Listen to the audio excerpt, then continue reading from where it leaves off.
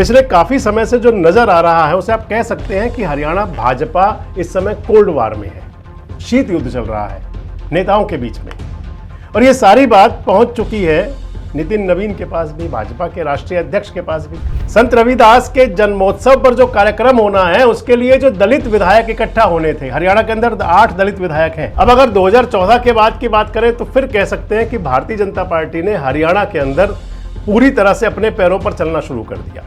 और ये शीत युद्ध जो है, जो कोल्ड वार बीजेपी नेताओं का है, इसको आखिर कौन से तरीके से डैमेज कंट्रोल करेगा बीजेपी आलाकमान। धुरंधर नेता जिनके पास है तजुर्बा, आज के नेता जिन्हें करके दिखाना है, कल के नेता जिनके हाथ है भविष्य की राजनीति। देश रोजाना करेगा राजनेताओं के साथ कल, आज और कल की बात। द सियासतनामा में हर शनिवार शाम 8 बजे। दोस्तों नमस्कार, मैं संजय मग्गू और मौजूद हैं देश रोजाना के डिजिटल मीडिया मंच पर। भारतीय जनता पार्टी के राष्ट्रीय अध्यक्ष नितिन नवीन ने अपना कामकाज शुरू कर दिया है। अभी हाल ही में जब उन्होंने राष्ट्रीय अध्यक्ष का दायित्व ग्रहण किया, उसके बाद उनके जो पत्र जारी हुए उनके अंदर एक तो केरल के लिए विनोद तावड़े की नियुक्ति हुई है। केरल के अंदर भाजपा के वो प्रभारी होंगे चुनाव के लिए। इसके साथ ही चंडीगढ़ के अंदर जो नगर निगम का चुनाव होना है उसके लिए भी पर्यवेक्षक बने हैं विनोद तावड़े। लेकिन मैं जिस बात पर चर्चा में आपके साथ हूं वो नितिन नवीन और हरियाणा को लेकर जुड़ी हुई है। दरअसल हरियाणा प्रदेश की जो सियासत के अंदर, खासकर बीजेपी की सियासत के अंदर पिछले काफी समय से जो नजर आ रहा है उसे आप कह सकते हैं कि हरियाणा भाजपा इस समय कोल्ड वार में है। शीत युद्ध चल रहा है नेताओं के बीच में, और ये सारी बात पहुंच चुकी है नितिन नवीन के पास भी, भाजपा के राष्ट्रीय अध्यक्ष के पास भी। इसके साथ साथ भाजपा के जो राष्ट्रीय संगठन के पास भी पहुंच चुकी है। तमाम सोशल मीडिया से ये खबर जरूर देश के गृह मंत्री अमित शाह तक भी पहुंची है, तभी इस पर संज्ञान लिया गया। और अब जो जानकारी मिल रही है, जो सूत्र बता रहे हैं वो ये है कि दक्षिण हरियाणा के नेताओं के बीच चल रहे वाक युद्ध को लेकर के बीजेपी के राष्ट्रीय अध्यक्ष नितिन नवीन जी ने हरियाणा के मुख्यमंत्री नायब सिंह सैनी, हरियाणा बीजेपी के प्रदेश अध्यक्ष मोहन लाल बड़ौली और इसके अलावा जो हरियाणा भाजपा के अंदर और सभी जो नेता हैं बड़े, यानी कि जो संगठन मंत्री होंगे, प्रभारी होंगे, इन सभी को तलब किया है, बुलाया है और संभवतः बहुत जल्दी एक बैठक होगी। इस वीडियो में मैं आपसे बात जो करूंगा वो ये है कि आखिर चल क्या रहा है, इस सब के पीछे है क्या। तो सबसे पहले अगर बात दक्षिण हरियाणा की सियासत की बात करें, अगर देखें तो ये गुटबाजी कहीं रुकी हुई कहीं नहीं है। पिछले दिनों मुख्यमंत्री नायब सिंह सैनी के निवास पर हरियाणा के जो दलित नेता, दलित विधायक पहुंचे थे। 31 जनवरी को संत रविदास का जयंती महोत्सव है, बड़ा कार्यक्रम होना है कुरुक्षेत्र के अंदर। उस कार्यक्रम में मुख्यमंत्री नायब सिंह सैनी बतौर मुख्य अतिथि पहुंचेंगे, मनोहर लाल खट्टर भी आएंगे उस कार्यक्रम में। हरियाणा के अंदर संत रविदास जयंती जो महोत्सव कार्यक्रम हुआ करता है, बड़े स्तर पर जो आयोजन होता है, ये मनोहर लाल जी के समय पर शुरू हुआ था और मनोहर लाल की परंपरा को ही आगे बढ़ा रहे हैं नायब सिंह सैनी। संत रविदास के जन्मोत्सव पर जो कार्यक्रम होना है उसके लिए जो दलित विधायक इकट्ठा होने थे, हरियाणा के अंदर 8 दलित विधायक हैं भारतीय जनता पार्टी के, लेकिन उनमें से 4 ही पहुंचे थे। 2 तो मंत्री हैं हरियाणा सरकार के, कृष्ण बेदी और कृष्ण लाल पंवार, और उनके साथ 2 विधायक और गए थे। जो 4 विधायक नहीं गए थे, उन 4 विधायकों में से एक तो होडल के विधायक हैं हरेंद्र राम रतन, वो नहीं गए थे। दूसरे उसके अंदर पटौदी की विधायक हैं बिमला चौधरी, वो नहीं गई थी। तीसरे उसमें बाबल के विधायक हैं डॉक्टर कृष्ण कुमार, वो नहीं गए थे। तो 4 विधायक आमंत्रण करने नहीं गए थे। इसका मतलब मान लें कि संत रविदास जयंती पर जो महोत्सव होना है और जो हरियाणा के दलित विधायक हैं भारतीय जनता पार्टी के, उनके बीच कहीं ना कहीं कुछ ना कुछ जरूर है, क्योंकि इतना बड़ा आयोजन, इतना बड़ा कार्यक्रम और उसके लिए जो बैठक होनी थी उसमें वो विधायक नहीं पहुंचे।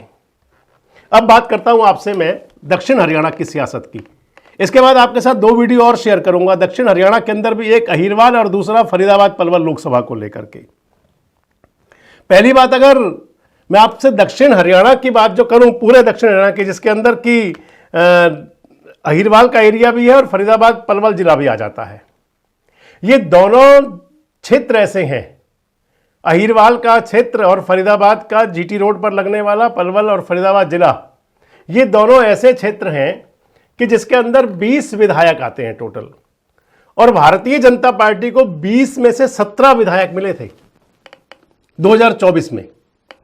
और 2024 की बात क्यों करूं, 19 में जाएं तो 19 में 16 विधायक मिले थे। 2014 की स्थिति भी यही थी। यानी कि ये एरिया जो दक्षिण हरियाणा का क्षेत्र है, ये भारतीय जनता पार्टी को जमकर समर्थन दिया करता है। जब से बीजेपी हरियाणा के अंदर, खासकर या देश के अंदर जो युग शुरू हुआ, जब से बीजेपी अपने पैरों पर चलना शुरू हुई, आप ये कह लें, क्योंकि 2014 से पहले हरियाणा के अंदर जो भी चुनाव हुए विधानसभा के, आप एक आधा चुनाव कोई छोड़ दें तो बाकी सभी में बीजेपी एक छोटी पार्टी के रूप में, सहयोगी पार्टी के रूप में हुआ करती थी। कभी चौधरी देवीलाल परिवार के साथ और एक बार चौधरी बंसीलाल के साथ में हुई। तो मान लें तो जो पिछले चुनाव जो हुआ करते थे, उन चुनावों के अंदर 2014 से पहले बीजेपी ज्यादातर, मैंने आपको बताया कि सहयोगी पार्टी के रूप में हुआ करती थी। अब अगर 2014 के बाद की बात करें तो फिर कह सकते हैं कि भारतीय जनता पार्टी ने हरियाणा के अंदर पूरी तरह से अपने पैरों पर चलना शुरू कर दिया। पहला चुनाव था 2014 का, जब कोई गठबंधन नहीं हुआ और बहुमत की सरकार बनी। 2019 के अंदर बहुमत तो नहीं मिला, लेकिन गठबंधन की सरकार लगातार धनाधन पूरे 5 साल चली। और अब तीसरी बार जो हुआ उसके अंदर तो जो बीजेपी को मैंडेट मिला वो आज तक का सबसे बड़ा मैंडेट मिला, और उसके अंदर दक्षिण हरियाणा का विशेष योगदान रहा। ये बिल्कुल नोट करने वाली चीज है, पॉइंटेड जिसे कह सकते हैं मटेरियल है। और अब अगर पिछले दिनों की कहें तो खासकर जो जब से हैट्रिक की सरकार बनी हरियाणा के अंदर, छोटे मोटे विवाद तनाव तो आते रहे, लेकिन जब से हरियाणा में बीजेपी की हैट्रिक की सरकार बनी, तीसरी बार की सरकार बनी, तब से लगातार कुछ ना कुछ चल रहा है।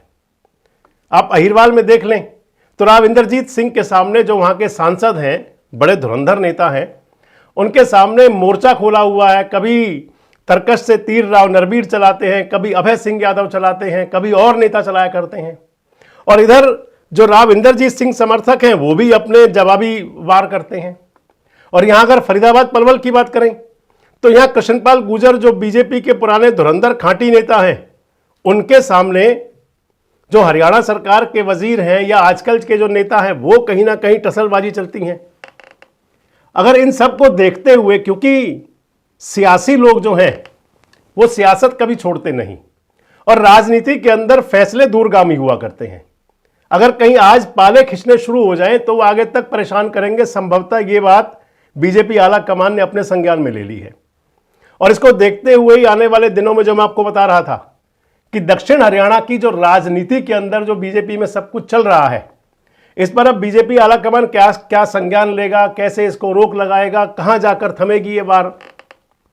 और ये शीत युद्ध जो है, जो कोल्ड वार बीजेपी नेताओं का है, इसको आखिर कौन से तरीके से डैमेज कंट्रोल करेगा बीजेपी आला कमान, नजरें रहेंगी।